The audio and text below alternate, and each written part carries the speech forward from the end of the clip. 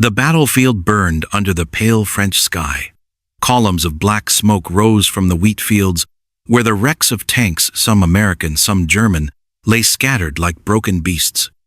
The air was thick with the stench of fuel and cordite, and the cries of men echoed between the hedgerows. A platoon of American M4 Sherman tanks crawled forward through the bocage, their turrets scanning the ridgelines. Inside one of them, the crew could feel the tension hum through the steel. Every man had heard the stories how German Tigers could knock out a Sherman before the Americans even spotted them. The Sherman's armor was thin, its gun often outclassed, but the men inside trusted something new, something the Germans didn't yet know. For the first time, the Sherman crews had a secret: the Wet-Stowage system. It was a strange name for a life-saving idea, simple, almost absurd. But that innovation would quietly transform the battlefield, saving thousands of men from being burned alive. To understand its power, we must go back to the beginning, before the smoke, before the fire, when the Sherman was just a plan on a drawing board. In 1940, Europe was burning. Hitler's panzers had swept across Poland, France, and the Low Countries with terrifying speed. The Blitzkrieg seemed unstoppable. America watched, still distant from the war, but already planning for one it knew might come. At the time, the U.S. Army's main tank was the M2 Medium, a clumsy, high-profile machine with thin armor and riveted plates. It was obsolete before it even reached the battlefield. When reports arrived of German Panzer III and the IV tanks slicing through Allied defenses, American designers knew they had to start from scratch. So, in 1941, a new tank began to take shape in Detroit's factories, the M3 Lee.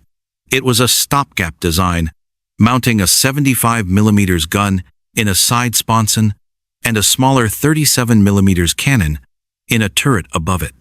Awkward, tall, and ungainly, it looked like a factory mistake. But it was powerful enough to buy time. And time was what the United States needed. Behind closed doors, engineers at the Detroit Arsenal Tank Plant and the Ordnance Department were already dreaming of something better. A tank with a low silhouette, full rotating turret, and the mobility to cross Europe. They called it the medium tank M4. When the first prototype rolled out in 1942, no one imagined it would become the most iconic tank of the Second World War. It would go on to fight on every front, from North Africa to Normandy, from the jungles of Burma to the islands of the Pacific. More than 49,000 Shermans would be built, more than any other Allied tank. But its legacy would be forged in fire. The Sherman was not perfect. It was a compromise, born of necessity. Its 75mm gun could defeat most early German tanks, but by 1943 the enemy had evolved.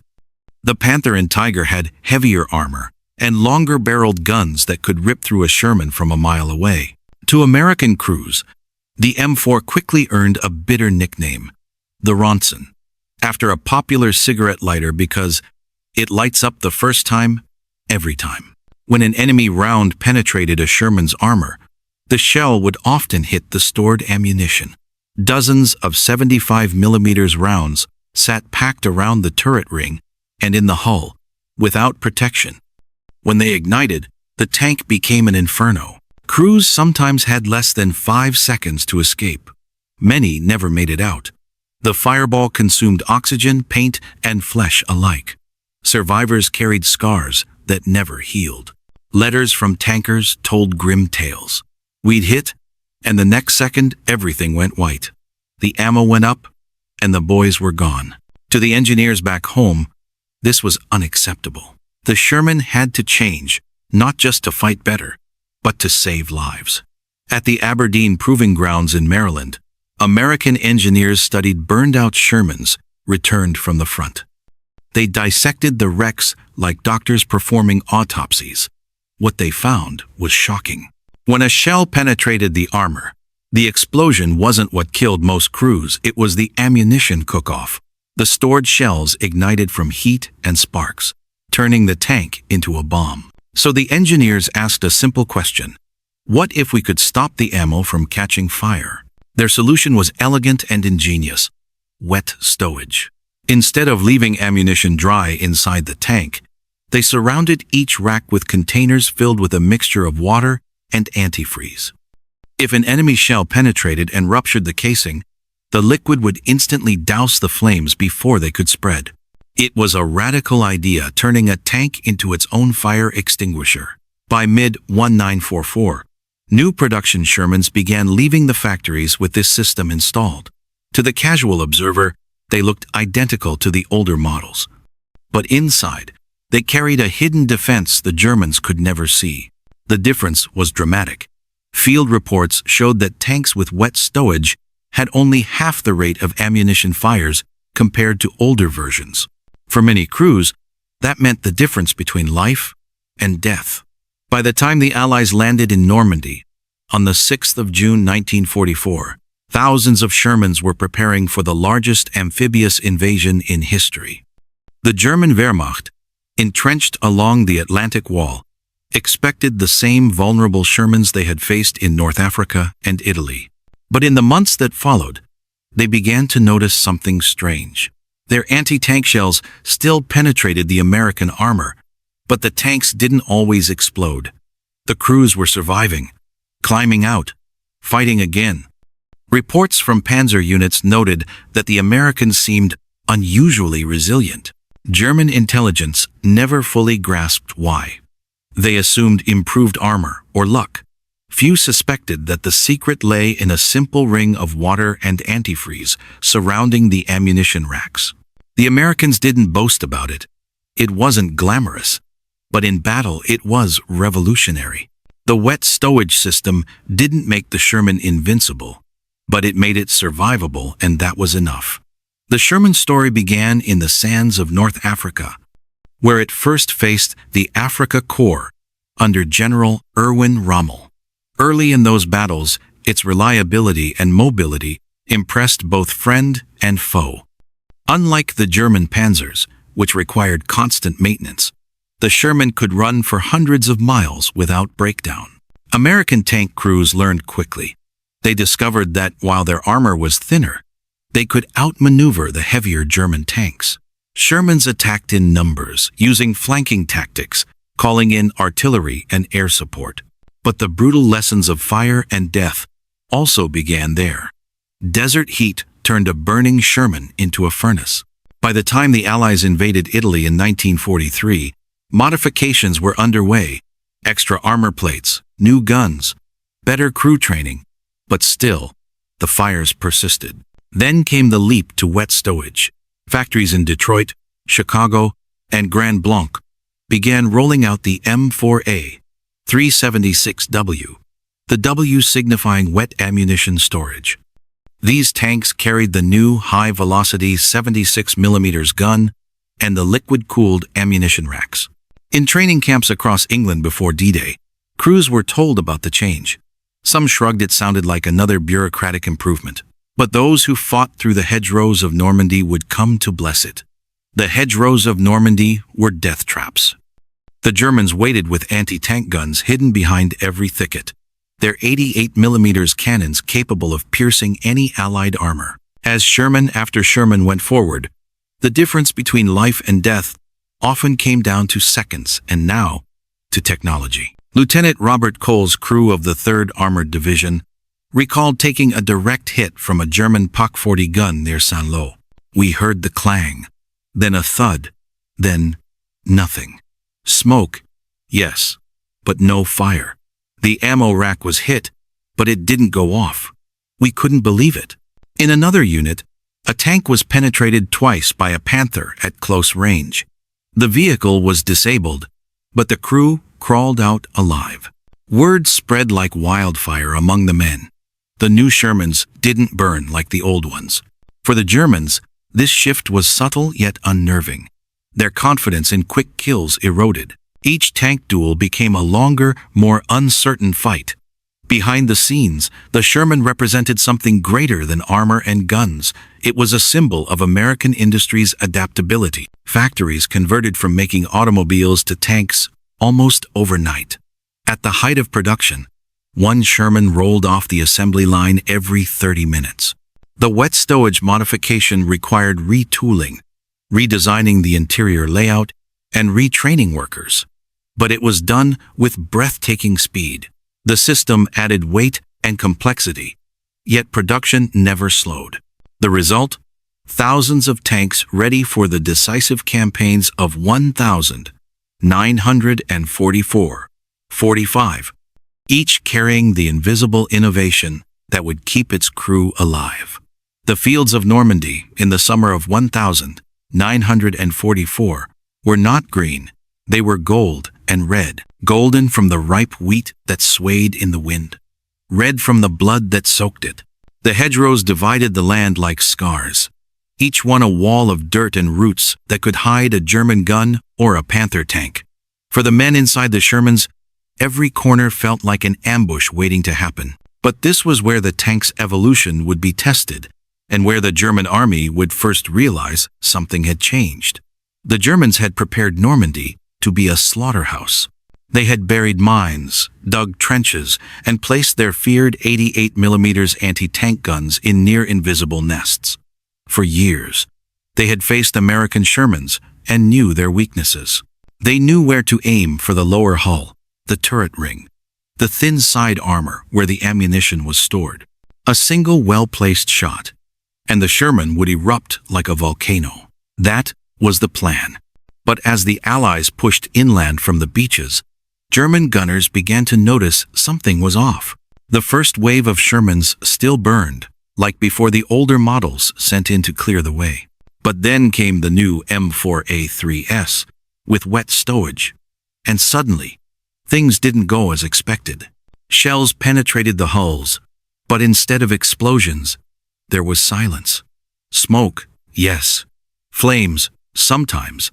But no violent detonations, no ammunition cooking off in bright orange fireballs. Crews escaped. They lived. It confused the Germans. They began to suspect that the Americans had reinforced their armor or changed their ammunition. But the real answer was more subtle. In the dim light of a Sherman's interior, every inch of space was precious. The 75 or 76mm shells were stored in racks lining the floor and the sides of the hull, close to where the crew sat, ate, and fought.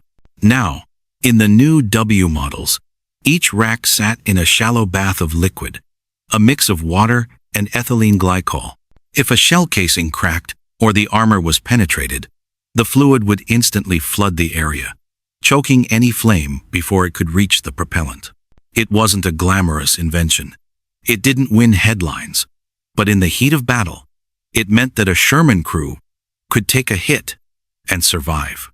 A study after the war revealed that in older, dry Shermans, about 60% of penetrations led to catastrophic fires.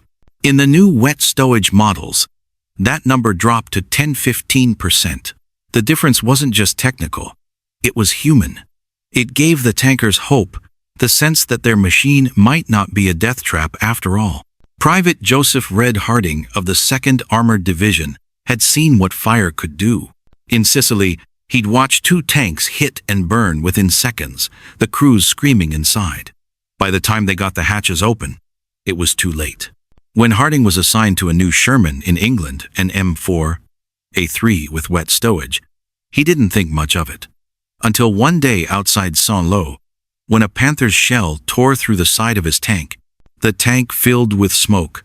Harding's gunner yelled that the ammo rack had been hit, but instead of the familiar orange flash, there was only the hiss of steam and silence. They climbed out, shaken but alive. "We should have been dead," Harding said later. "But that day, I learned what that wet business meant." Thousands of men owed their lives to that same silent miracle. By August 1944, as the Allies broke through Normandy and began the race across France, German reports began to note a disturbing trend. American tanks were appearing in greater numbers than ever, and seemed less vulnerable to destruction. At first, German tank commanders believed it was luck or poor ammunition quality.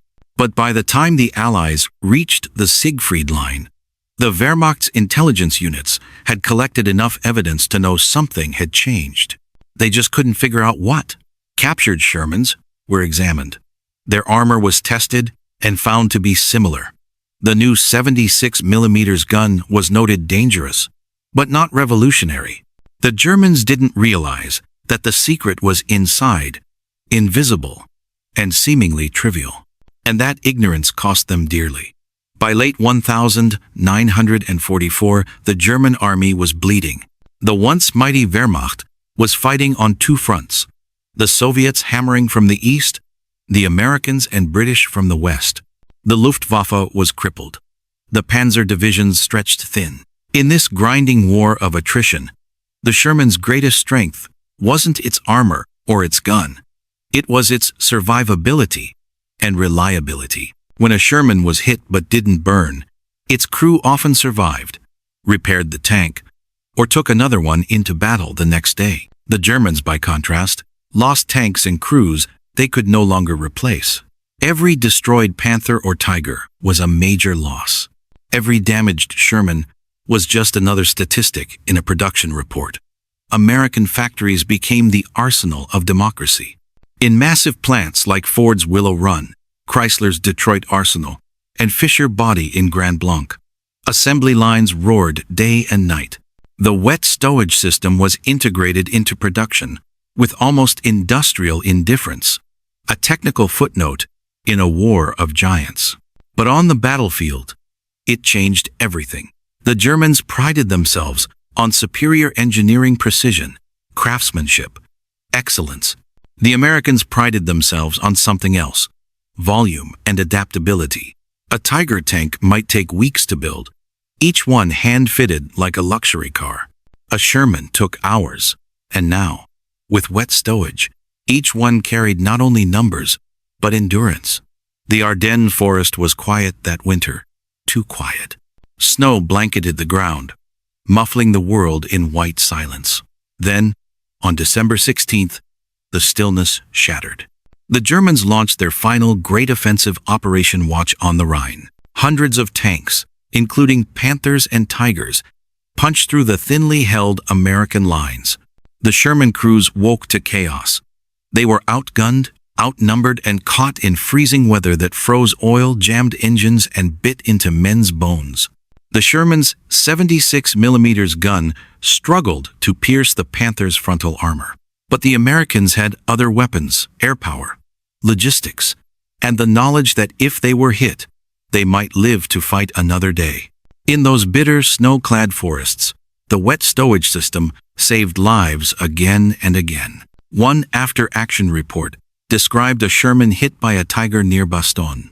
The shell pierced the side, detonated near the ammo rack, and went out in a hiss of steam and sparks. The crew bailed out and later returned to the tank after the battle. The ammunition was ruined, but the machine was repairable. The Germans never understood how. In war, technology is not only physical, it's psychological. When crews believed their tank could protect them, they fought harder, longer, and smarter. The Sherman crews, once mocked as death trap drivers, began to fight with renewed confidence.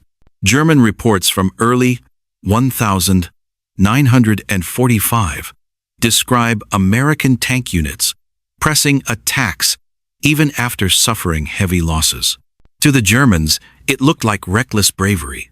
In truth, it was faith that their machines would give them a chance to live. That morale edge, multiplied across thousands of men and machines, turned battles. As the Allies pushed into Germany, the conditions grew worse. The mud swallowed tanks whole. The cold froze diesel fuel, and every forest hid a potential ambush. Yet the Shermans kept rolling. The wet-stowage system wasn't a luxury anymore, it was a necessity. In the narrow streets of towns like Aachen and Cologne, where tanks fought at point-blank range, the risk of internal fires was enormous. German anti-tank weapons like the Panzerfaust and Panzerschreck were deadly. They could pierce the Sherman's armor with a jet of molten metal that ignited everything inside. But with wet-stowage, even those hits didn't always spell instant death. Crews learned to patch holes, replace damaged racks, refill the cooling mixture, and keep fighting. By the end of the war, the Sherman had become something far greater than its humble origins, a machine refined by blood, metal, and necessity. Captured documents after the war showed that German technical officers had finally learned of the American Wet-Stowage system. By early 1945, they referred to it as a clever internal fire-damping method. But by then, it was too late. The Reich was collapsing, its cities in ruins, its armies retreating. Even if the Germans had wanted to copy the idea, they couldn't. Their factories were bombed, their resources gone. They had built magnificent tanks, but too few, too late, and too complicated to adapt. The Sherman, with its simple, practical innovation, had outlasted them. When the guns finally fell silent in May 1945, the Sherman was everywhere. From the beaches of Normandy to the streets of Berlin, it had carried the Allied armies to victory. For the men who survived inside its steel belly, the tank was more than a machine. It was a home, a coffin, a savior. And for many, it was the wet-stowage system that made the difference. It didn't make headlines in the newspapers. It wasn't carved into medals or monuments. But in the quiet moments after battle, when crews climbed out and looked at the scorched hulls that hadn't exploded, they knew someone back home had cared enough to keep them alive. When the smoke cleared and the last German guns fell silent, Europe was a graveyard of machines. Across the fields and forests, hulks of steel lay scattered, panthers burned to their frames, tigers abandoned for lack of fuel, and Shermans resting quietly, their paint scorched, but their hearts unbroken. The war had ended, but the legend of the Sherman was only beginning. By 1945, nearly 50,000 Sherman tanks had rolled off American assembly lines. They had fought in deserts, jungles, mountains, and cities across 5 continents. And while many were now battle-worn and battered, tens of thousands remained operational. When the U.S. Army surveyed its armored divisions at war's end, it found something astonishing. The wet-stowage tanks had a significantly higher rate of crew survival and tank recoverability. In units that received the newer Shermans, casualty rates dropped by nearly 30%. That wasn't just a statistic, it meant thousands of young men went home alive. Even the skeptical British, who had used Shermans in their armored brigades, praised the American innovation. They had seen too many tanks burn during the North African campaign. Now, they began requesting that all future models include the American-style wet ammunition system. In the cold calculus of war, small ideas often make the biggest difference. At the Aberdeen Proving Grounds, Fort Knox, and Detroit Arsenal, teams of engineers and metallurgists pored over combat data. Among them was a quiet mechanical engineer named Edward G. Henschel, who helped refine the tank's interior fireproofing. He once wrote in a memo, "We can't make the tank impenetrable, but we can make it survivable." That single line captured the philosophy behind the Sherman. It wasn't built to dominate the battlefield. In single combat, it was built to endure it.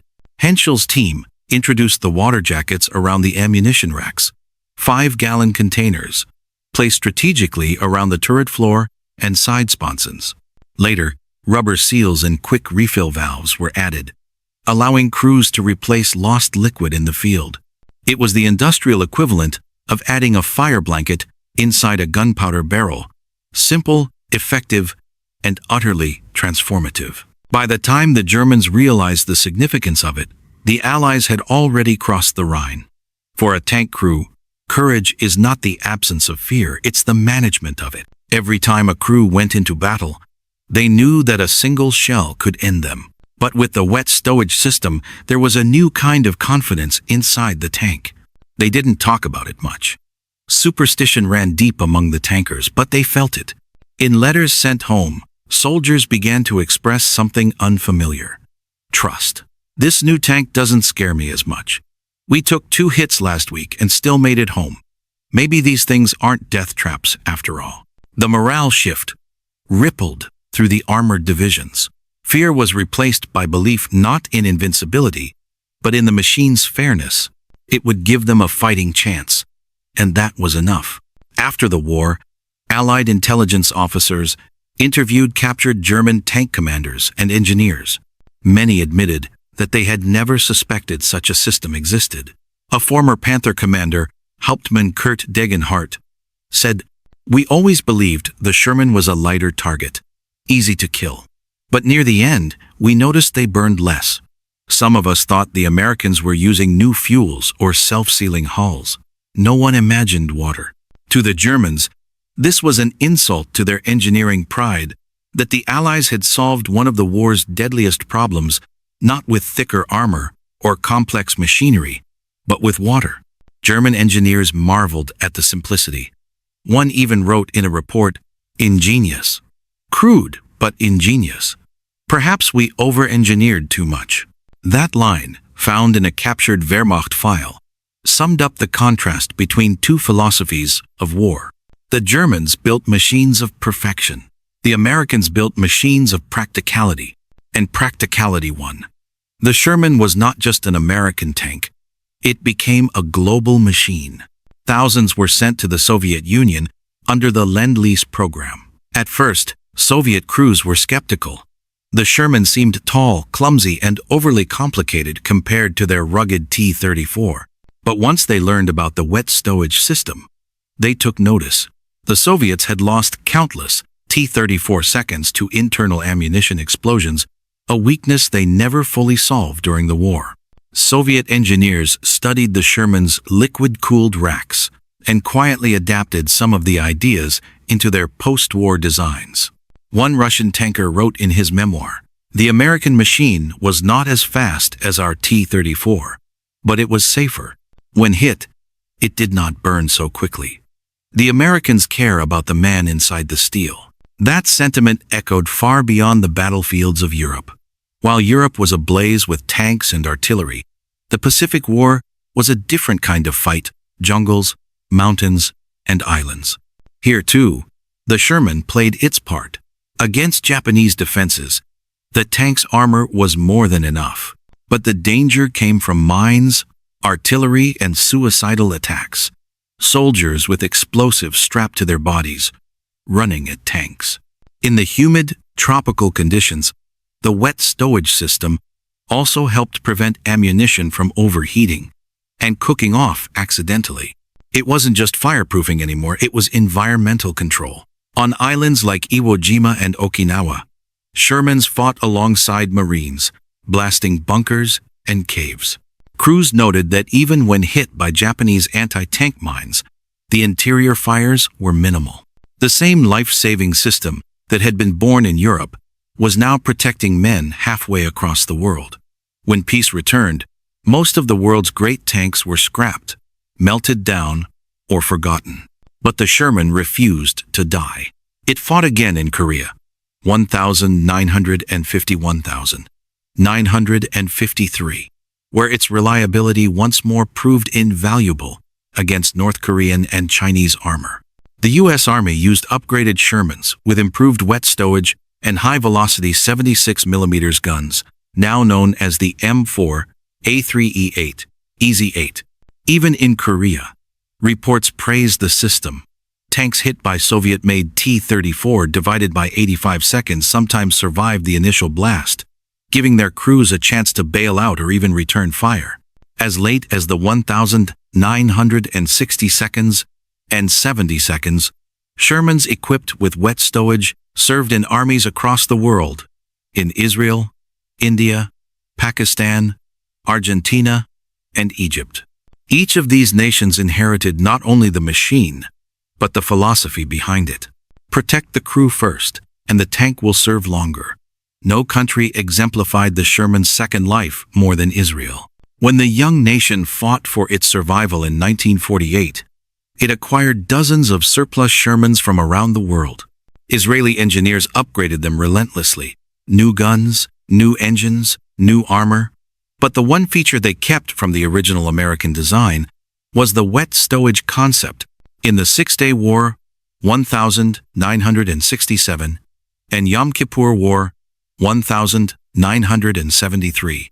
Israeli Shermans, some nearly 30 years old, still rolled into battle. Crews reported that, while outdated compared to modern Soviet tanks, their Shermans were remarkably survivable. Inside each one, the ghost of that 1,944 innovation still lived, quietly saving lives decades after it was born. For years after the war, the Sherman's reputation remained controversial. Critics called it a death trap, arguing that its thin armor and early war record proved it inferior to the Panther or Tiger. But modern historians, studying data and after-action reports, have rewritten that story. When wet stowage is factored in, the Sherman's crew survival rate was among the best of any tank in the war. Even when destroyed, the odds of crew survival were far higher than in German tanks, whose internal layouts were tight and whose fuel systems often ignited catastrophically. The myth of the Ronson lighter belonged to the early models. The wet stowage Shermans buried that myth in Normandy. The Sherman's wet stowage system might seem like a small footnote in the history of warfare, but its influence spread far beyond 1,945. Post-war tanks like the American M26 Pershing, M46 Patton, and even the modern M1 Abrams owe part of their safety design to that same principle, isolating ammunition from the crew and controlling internal fires. The lesson was clear. If you can't prevent the hit, prevent the burn. In engineering schools and military design bureaus, the wet stowage concept became a case study, a model of how small details save big lives. To the men who fought in Shermans, it was never about the specifications or blueprints. It was about moments, seconds, that decided life or death. Sergeant Frank Mallory of the 4th Armored Division once wrote, "You never forget the smell of a burning tank. You never forget your friends inside. The new Shermans, they gave us a chance to live. That's all a soldier can ask for." Every life saved was a victory of engineering over destruction, of thought over chaos. By the late 1942, Europe was rebuilding. The factories that once produced death now made cars, refrigerators, and tractors. But in the rusting skeletons of abandoned Shermans, history whispered of the machines that had won a world. In Normandy, French farmers used the hulks as barns and memorials. In Belgium, children climbed on them as playgrounds. Each one a monument not just to war, but to resilience. Inside those steel shells, the ghost of the wet stowage system remained invisible, forgotten by most, but never meaningless. It represented humanity's desperate attempt to make war a little less cruel. The world changed when the guns fell silent. But the Sherman tank, that humble, reliable, often underestimated machine, lived on in memory, in metal, and in the stories of those who survived inside it. For decades, the world saw only the surface, the green paint, the tracks grinding through mud, the thunder of its gun. Few ever looked inside into the dark steel chamber where a crew of 5 men shared not just danger, but hope. And deep inside that chamber sat the secret that saved them. Water, simple, life-giving water, shielding them from fire. It was spring in Normandy when the old farmer stumbled upon the Sherman. It had lain there since 1944, half buried in a hedgerow, its gun pointing uselessly toward the sky. He climbed up the turret, brushed away the moss, and peered inside. There, under decades of dust, he saw the remnants of the ammunition racks, cracked, corroded, and lined with what looked like old rubber seals. He didn't know it, but he was looking at a piece of history, the remains of the wet stowage system that had once stood between life and death. That small detail, invisible to anyone outside the tank, had saved countless crews from burning alive. The farmer placed a flower on the turret. Then he walked away, unaware that inside that tank, the spirit of ingenuity and survival still lingered, silent but eternal. In laboratories after the war, American and British engineers dissected battle-damaged tanks, studying what worked and what failed. When they examined Shermans equipped with wet stowage, The results were undeniable. Out of every 10 penetrations to the hull or turret, only 2 or 3 resulted in ammunition explosions. In earlier dry stowage models, that number was 7 or 8. That meant 4 or 5 lives saved every time a tank was hit. In the grim arithmetic of war, that was a miracle. The engineers documented everything. They published confidential reports with titles like Ammunition Compartmentalization and Fire Suppression in Armored Fighting Vehicles, 1945. Those reports became the foundation of post-war tank safety standards worldwide. And it all traced back to a few barrels of water, sealed in steel. Across the ruins of Germany, engineers of the defeated Wehrmacht studied captured Shermans in disbelief. At testing grounds near Kummersdorf, they pried open the American tanks and traced the water lines with their fingers. The reports they sent to Berlin late in the war had been cautious, even embarrassed. One of them read, "It is to be noted that American tanks appear to use water to reduce internal fires. Crude in design but effective. Suggest evaluation for Panther II." But the war ended before any German adaptation could occur. The idea, so simple it seemed absurd, had arrived too late for them. The Panther and Tiger crews never had that protection. They burned where they stood. Proud machines turned to molten coffins. In the aftermath, German veterans often spoke of envy, not for the Sherman's firepower or armor, but for the sense of safety it gave its crews. Across the ruins of Germany, engineers of the defeated Wehrmacht studied captured Shermans in disbelief. At testing grounds near Kummersdorf, they pried open the American tanks and traced the water lines with their fingers.